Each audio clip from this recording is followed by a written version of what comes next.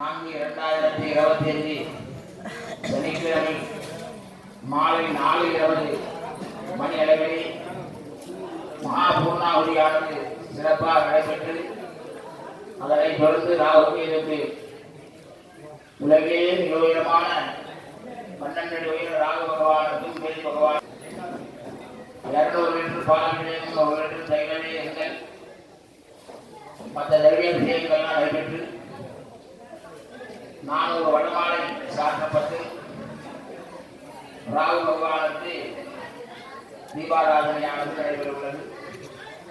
இந்த ராகு பகவான்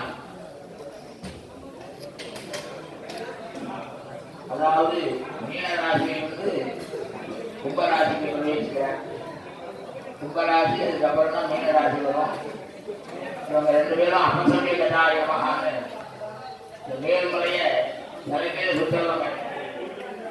9 நவகிரகங்களும் மேல்மலையை வந்து பிரதட்சணமாக வராங்க.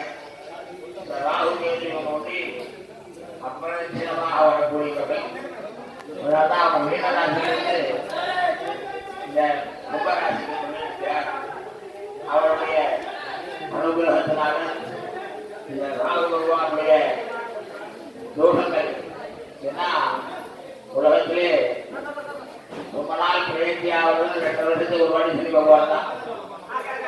அதுக்கு அடுத்த பிரயத்தியானது 1.5 வருடத்துக்கு ஒரு வாட்டி இந்த ராகு கேதுவானவர் பிரயத்தியாவார்.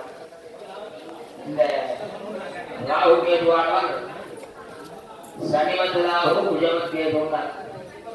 சனி எப்படி பலனம் கொடுப்பாரோ அதே மாதிரி இந்த ராகு பகவானாலும் பலனம் கொடுப்பார்.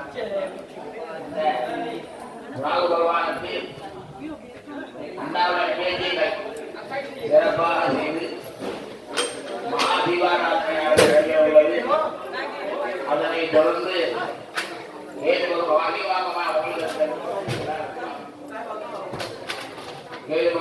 மகாதீபாராதனை